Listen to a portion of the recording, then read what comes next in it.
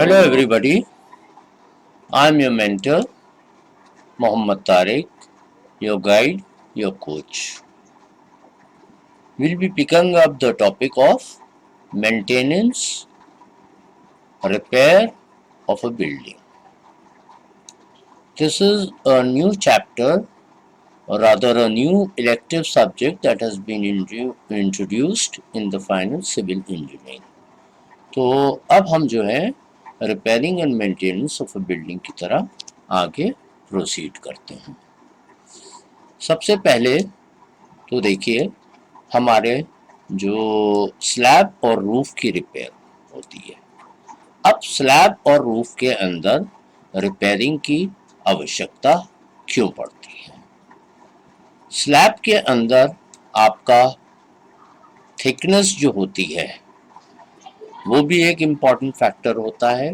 Design के हिसाब से हमारे स्लैब की थिकनेस तय की जाती है और उस थिकनेस के अनुसार ही हम जो है उसके अंदर रीइंफोर्समेंट प्रोवाइड करते हैं। वर्ड रीइंफोर्समेंट का मतलब हुआ उसके अंदर सरिया का डालना, सरिया को एम्बेड करना। सरिया जो है उसके अंदर ना अधिक होनी चाहिए और ना कम। यदि अधिक होगी तो उसके अंदर क्रैक्स डेवलप हो जाएंगे। जहाँ पर सरिया ज़्यादा होगी वो फट जाएगी वहाँ से और उसकी वजह से एक क्रैक स्लैब के अंदर डेवलप हो गया। मैं स्लैब की बात कर रहा हूँ, अभी मैं रूफ की बात नहीं कर रहा हूँ। तो स्लैब के अंदर उसके अंदर क्रैक डेवलप हो जाएगा और वो स्लैब जो है आपका क्रैक कर जाएगी और पानी का रिसाव या पानी उसके अंदर से आना शुरू हो जाएगा। तो सारांश ये है कि स्लैब के अंदर या किसी भी कंक्रीट स्ट्रक्चर के अंदर ना स्टील वर्क ज़्यादा होना चाहिए, ना सरिया ज़्यादा पड़नी चाहिए, ना कम पड़नी चाहिए। यानी कि उसको ना ओवर रीइंफोर्स्ड होना चाहिए ना अंडर रीइंफोर्स्ड होना चाहिए।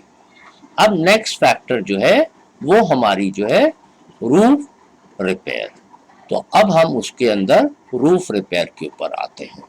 अब रूफ की रिपेयरिंग के अंदर क्रैक्स क्यों पड़ते हैं? नंबर 1 जो हमारा मोटर इस्तेमाल हो रहा है यानी कि मिलावा, उस मिलावे के अंदर हमारा रेशियो सही नहीं हो, यानी कि उसको हमने ठीक से मिलावे को नहीं मिलाया हो, तो कुछ एरिया में सीमेंट पहुंचेगी और कुछ एरिया में सीमेंट नहीं पहुंचेगी।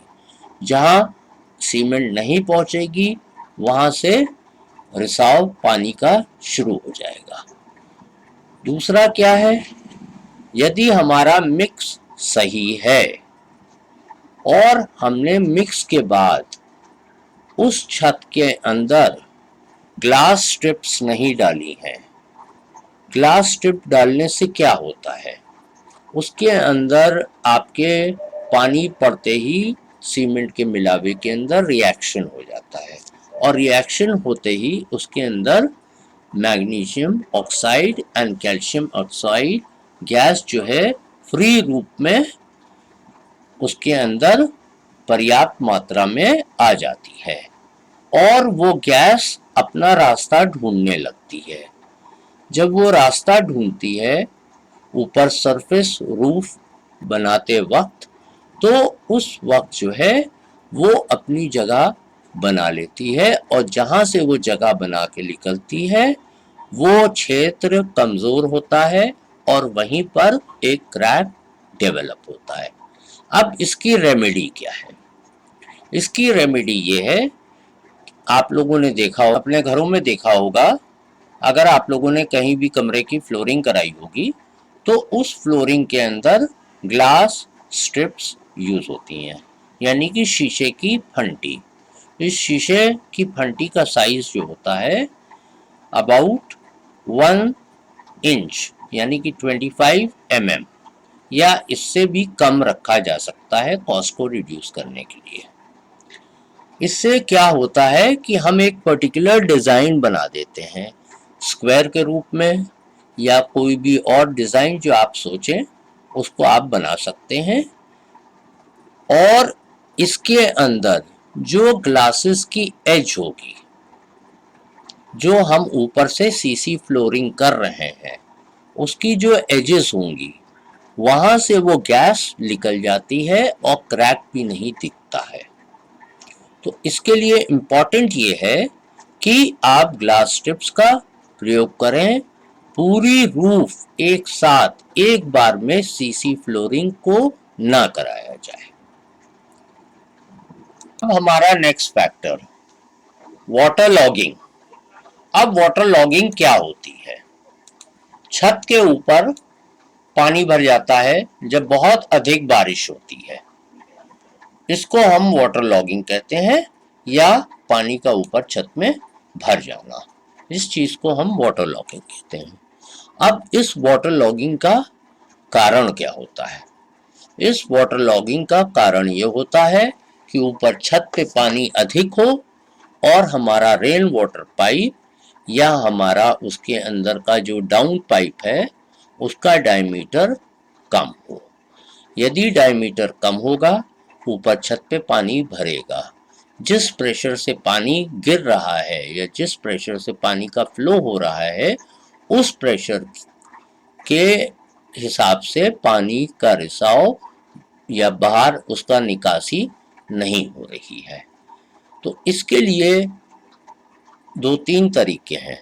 नंबर वन, आप एक से अधिक डाउन पाइप डालें, रेन वाटर पाइप डालें, स्लोप को डिस्ट्रीब्यूट करें ताकि वो अलग अलग डायरेक्शन में अलग अलग तरफ पानी निकले, एक साथ एक ही तरफ न जाए। डायमीटर या पाइप का आपका डायमीटर बढ़ा दिया जाए। तो पाइप का डायमीटर बढ़ा देंगे तो पानी निकल जाएगा और वाटर लॉगिंग नहीं होगी।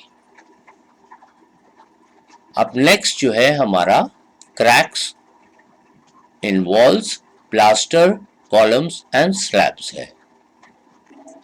अब देखिए नेक्स्ट हम जो आते हैं वो आपके क्रैक्स वॉल्स में जो होते हैं, प्लास्टर में होते हैं, कॉलम में होते हैं और स्लैब में होते हैं। इसके ऊपर हम आते हैं। हम सबसे पहले स्टार्ट जो करेंगे वो स्लैब से करेंगे। ये स्लैब के बारे में मैं आपको अभी पहले बता चुका हूँ, और उसका जैसे मैंने बताया over reinforced, under reinforced section, जिसको आप टेक्निकली कहेंगे balanced and unbalanced. Over reinforced, under reinforced sections जो होते हैं उसके अंदर स्टील अधिक या ज़्यादा हो, उसकी वजह से वो क्रैक्स डेवलप हो जाता है। सेम वजह होती है आपके कॉलम्स के अंदर भी। स्लैब के अंदर आपका कंप्रेसिव लोड ज़्यादा होता है, कॉलम्स में आपका एक्सियल लोड ज़्यादा होता है। अब इसके अंदर देखिए एक चीज़ मिस आउट हो गई है, एंड दैट इज बीम्स। अब बीम्स के अंदर क्रैक्स का डेवलपमेंट भी होता है।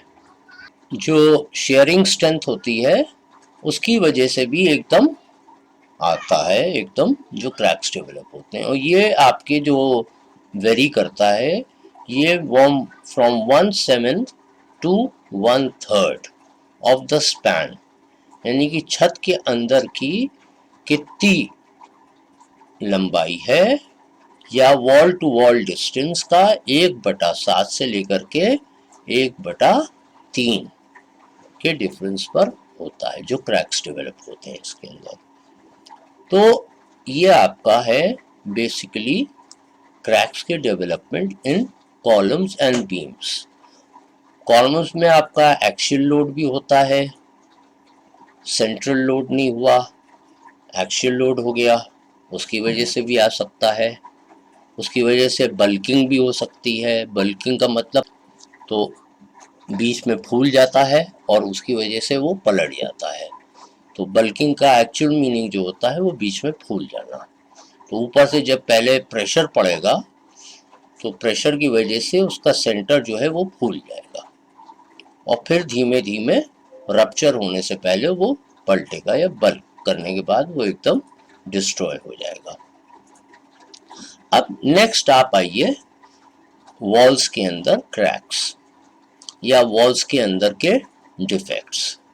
अब वॉल्स के अंदर भी जैसे कि लोग नॉर्मली स्टील डाल देते हैं, स्पेशली 4.5 इंच वॉल के अंदर। तो जो 4.5 इंच की वॉल होती है 4.5 सेंटीमीटर यानी कि 20 सेंटीमीटर की दीवार के अंदर, तो उसके अंदर जो है आपका एकदम क्रैक्स जो डेवलप हो जाते हैं वो भी ओवर रीइंफोर्समेंट की वजह से ही होते हैं। इसके अंदर जो है वॉल्स के बारे में जो ईंटे की क्वालिटी होती है वो भी बहुत ज़्यादा काउंट करती है।